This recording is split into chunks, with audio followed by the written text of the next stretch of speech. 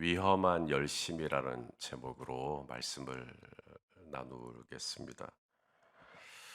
다윗이 어떤 사람이냐라고 물으면 많은 분들이 이제 다윗을 잘 아니까요.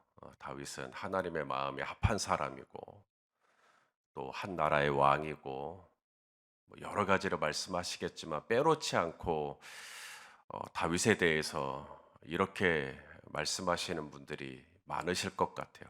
다윗은 하나님을 예배하는데 적극적이었던, 하나님을 열렬하게 예배했던 예배자. 다윗은 누가 뭐래도 예배자죠. 하나님을 정말 뜨겁게 사모하고 예배했던 예배자입니다.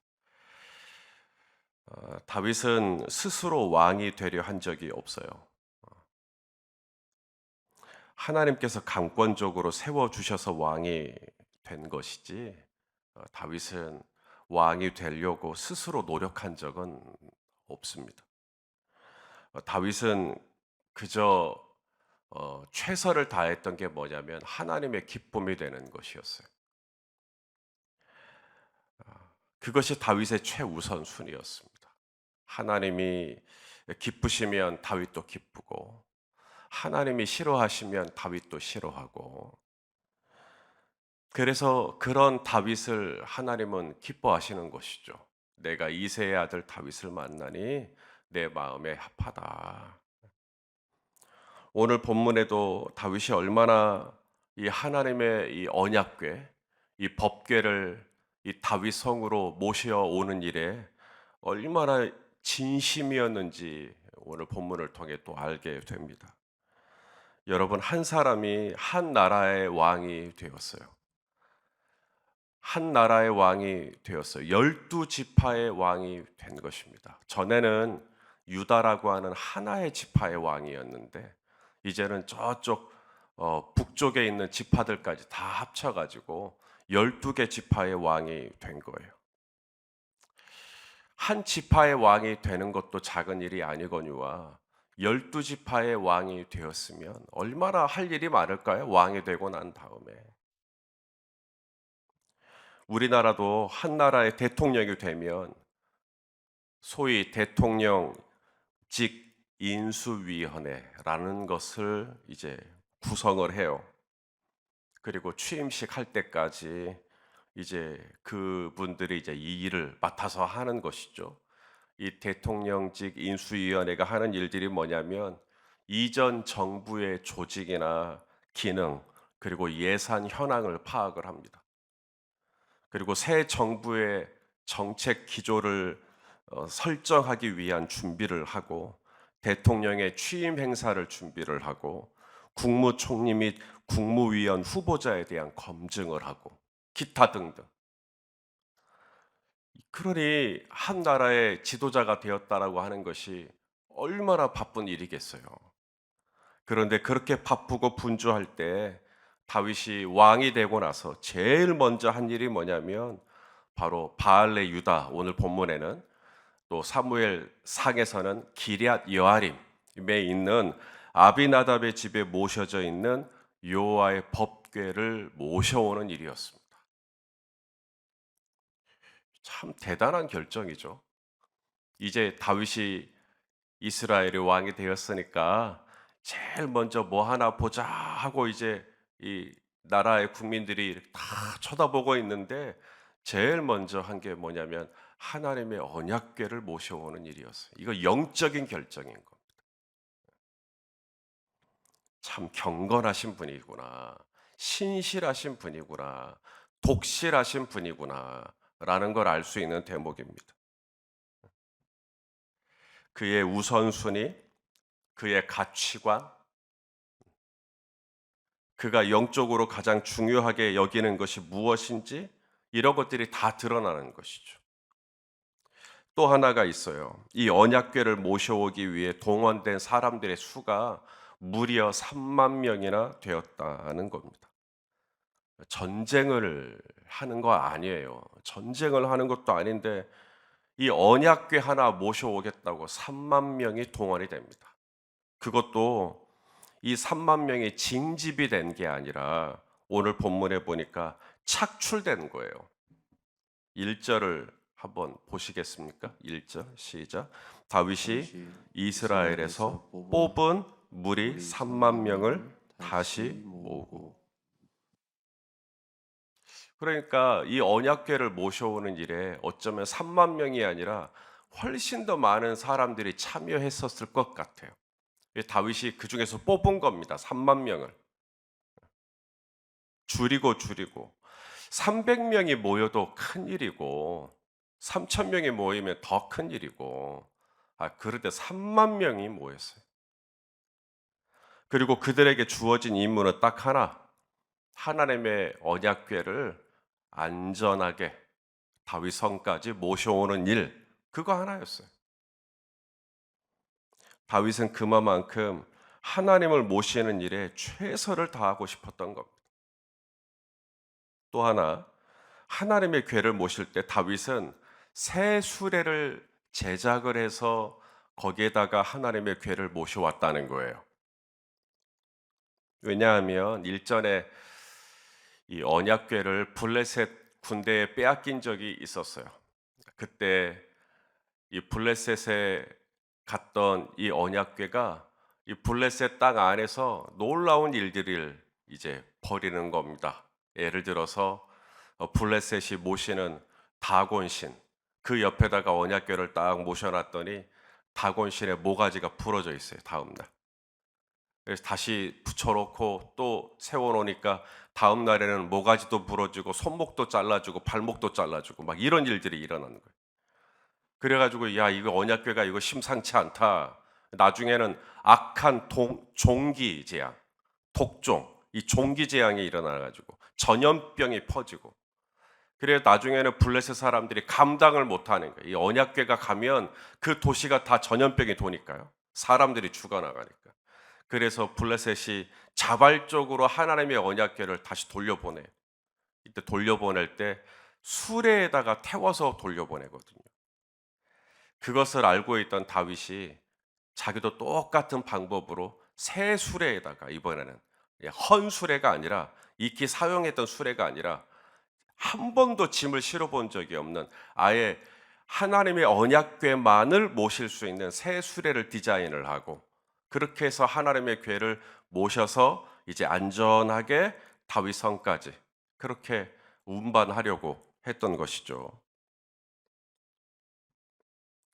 더 나아가 다윗은 언약궤를 모시는 과정에서 보니까 아주 웅장한 찬양대를 조직을 해서 하나님을 찬양해요. 5절을 한번 볼까요? 5절입니다. 시작. 다윗과 이스라엘 온 족속은 잣나무로 만든 여러 가지 악기와 수금과 비파와 소고와 양금과 재금으로 여호와 앞에서 연주하더라. 이제 막 한 나라의 왕이 된 자로서, 한 나라의 통수권자가 된 자로서 정말 할 일이 많고 살펴야 할 것도 많고 정비해야 될 것도 많고 바쁠 텐데, 어떤 일보다 하나님의 궤를 모셔오고 싶어 했다. 이게 다윗입니다. 그리고 이 일을 위해 무려 3만 명을 뽑아서 하나님의 궤를 모셨다. 그리고 이 일을 위해 새 수레를 제작하고 하나님의 궤를 모셨다. 이 일을 위해 여러 가지 악기를 동원해서 수금과 비파와 소고와 양금과 재금 등 동원할 수 있는 여러 연주자들을 동원해 하나님을 찬양을 했다. 이렇게나 했는데 비극적인 일이 일어납니다. 사람이 죽어버려요.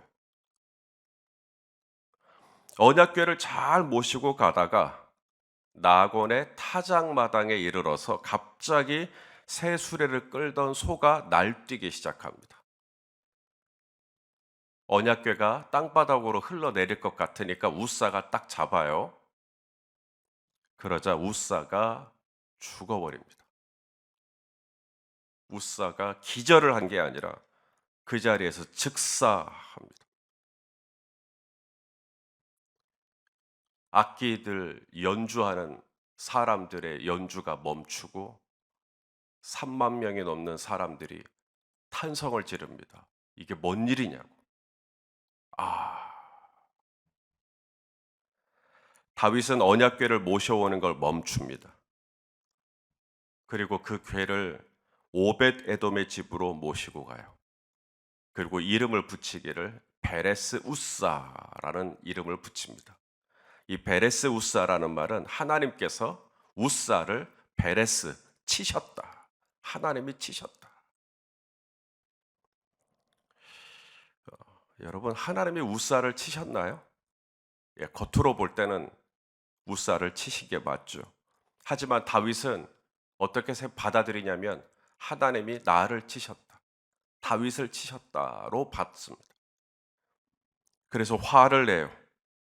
8절을 보시면 여호와께서 우사를 치심으로 다윗이 분하여 그곳을 베레스 우사라 부르니 그 이름이 오늘까지 이릅니다. 성도 여러분, 다윗의 열심이 부족한가요? 다윗이 하나님의 궤를 모시는데 뭐 게을렀나요? 사람들을 덜 뽑았나요? 새 수레가 뭐가 문제가 있나요? 악기가 동원된 악기가 뭐 부족했나요? 뭐 찬양을 못 불러서 그랬겠어요? 다윗의 열심은 나무랄 데가 없죠. 누가 봐도 혀를 내두를 만한 열심이죠.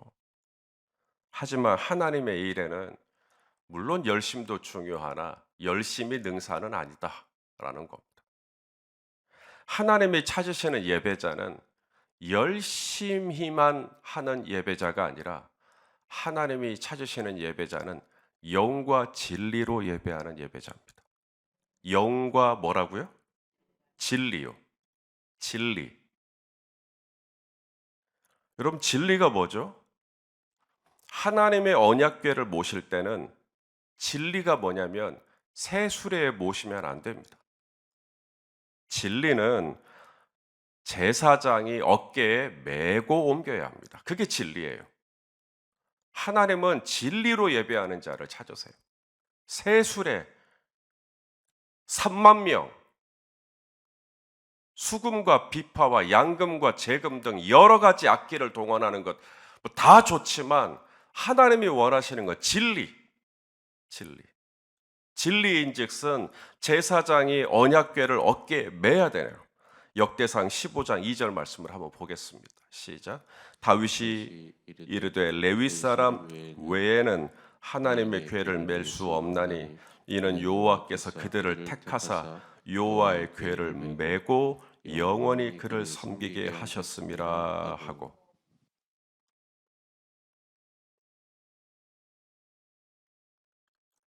하나님의 궤를 옮기는 방법은 수레가 아닙니다.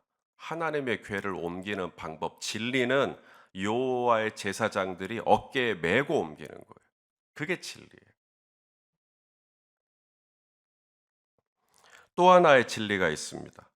하나님의 궤를 모실 때는 어깨에 메기도 해야 하지만 동시에 성물을, 하나님의 성물에 손을 대면 안 돼요.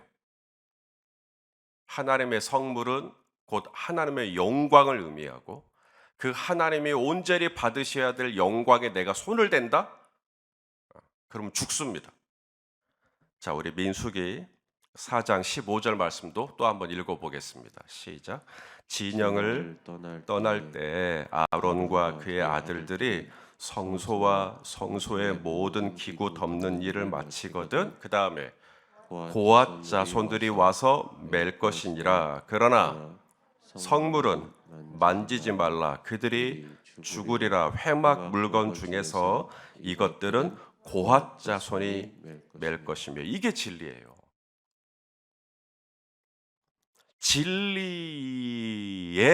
진리에 열심을 내야죠. 하지만 열심이 진리는 아닙니다. 진리가 아닌 일에 얼마든지 우리는 열심을 낼 수 있거든요. 하지만 열심을 내는 걸 보고 저분이 저렇게 열심을 내는 거 보니까 뭐가 있나 보다. 열심 자체는 진리는 아닙니다. 아침에 일찍 일어나고 저녁에 늦게 눕고 얼마나 열심히 사는지 몰라요, 현대인들. 그런데 열심히 하는 게 곧 진리는 아니다. 뭐 우리가 고속도로를 가면 자동차를 가지고 100km 이상을 달리죠. 150km.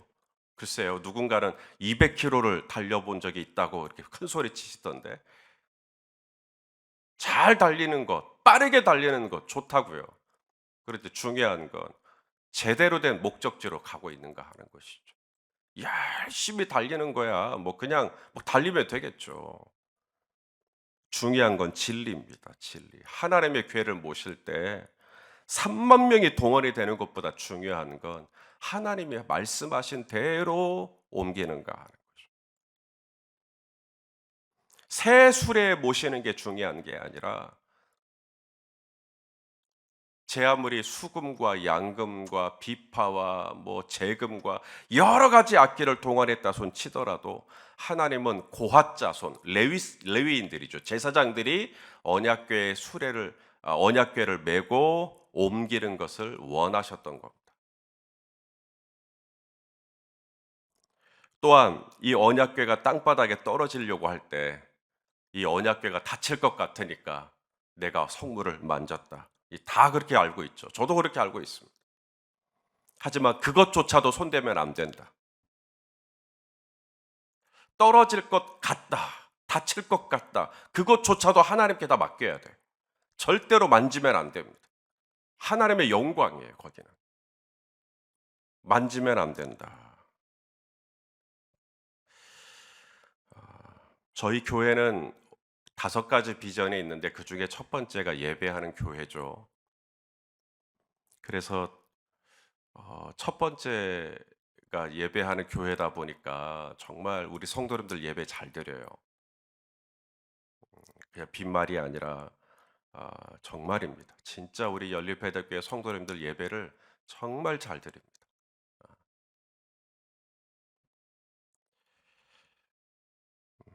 그런데 우리가 최선을 다해 예배하되 우리가 영과 진리에 최선을 다해야 돼요. 하나님이 하라는 대로 순종하면서 예배를 해야 합니다.